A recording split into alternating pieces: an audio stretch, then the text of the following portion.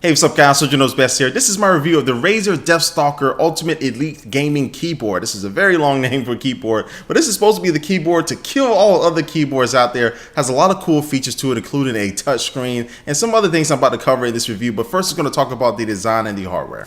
Now, when this keyboard isn't plugged in, it's basically an all-black design with a very slim profile. Now, on the front there, on the bottom, you will find this rubber wrist rest, it feels like.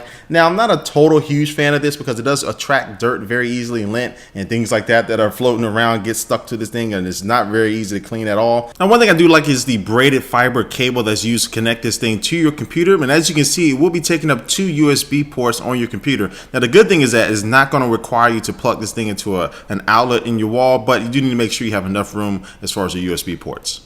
Now, on the bottom, you'll find a couple kickstands to give it a little bit of height on your desk if that's the way you like to have it. And also, too, it has chiclet style key caps, which feel good. They don't feel the best, but they feel okay. And it took me a little while to get used to them, but they do have a decent feel to them.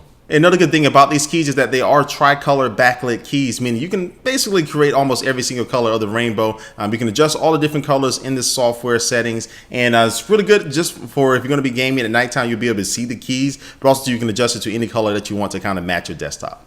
At the top of the keyboard, you do have a couple dedicated keys. The first one's going to be a macro key. So say you have a command in the game that requires you to press 4 or 5 different keys at once or in a particular order. You can basically set up a macro which will allow you to record and capture all those different keys for that one command and then assign it to just one single key press to any key on the keyboard itself. And this keyboard also comes with 5 dedicated macro keys on the left-hand side. The other dedicated button is for the gaming mode, which features anti-ghosting for up to 10 keys pressed at once. So if you have a lot of combination of keys you need to press, as this keyboard in that gaming mode is going to be a lot more accurate to make sure it recognizes all those key presses. Plus, you can adjust in the settings for when you press this button, it can disable certain keys on the keyboard. So when you're probably playing a multiplayer match in Call of Duty, you don't want to accidentally press the Windows button and really just mess up your game. You can have, when you press a gaming mode, it'll disable that key and any other key that you want.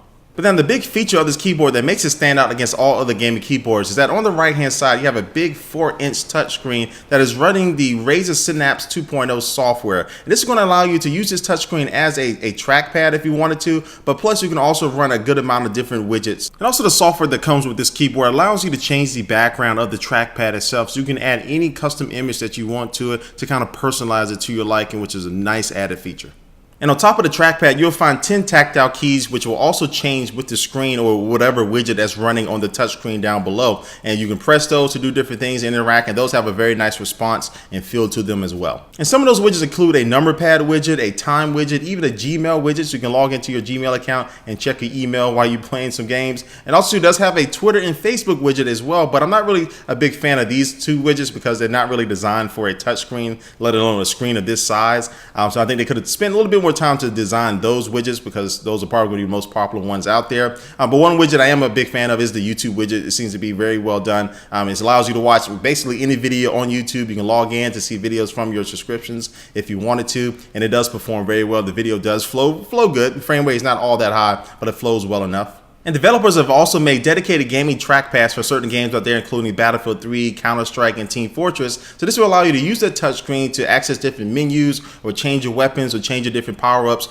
right there using that 4-inch screen instead of having to access that menu in the game itself, which this can be useful and handy in certain situations. And so in my culmination, in my final conclusion on this keyboard, I would say this is one of the best gaming keyboards out in the market. Having that 4-inch trackpad is very handy, not just when you're gaming, but also too when you're just doing normal things on a normal basis, like checking your email or writing a paper or something like that. It's pretty cool to be able to have this little screen there on the side, to be able to have a widget up running your Twitter or running your Facebook account or running your YouTube, to be able to use that. Plus to be able to change it over to a number pad is very useful as well. And overall the screen does have good quality. But a couple things that could be improved with this keyboard is just the keys. They can feel a little bit better. Plus I'm not really a big fan of this rubber wrist rest there at the bottom. It just really gets dirty and has a kind of a weird feel to it that you may get used to, you may not. But overall I really do like this keyboard, and that trackpad is a really big seller for me. Now this keyboard does cost $249, so it definitely is in the upper echelon as far as price point with gaming keyboards out there. And the big selling point is that trackpad. You don't feel like you're gonna be using that trackpad that much, and the software and the widgets, then you can probably go for something else that's gonna be cheaper, another keyboard from Razer or something from Logitech. But if you have been waiting for a keyboard that has a built-in multi-touch touchscreen, this is going to be the keyboard for you out there. It does perform very well. So anyway guys, this about brings an end to my video for this Razer Deathstalker Deathstalker Ultimate Elite Gaming Keyboard. I think I said everything in order. But what I want you to do is leave a comment down below what you think about this keyboard so far and what you saw from this review. And thanks for watching, guys, and I will catch you later. Peace.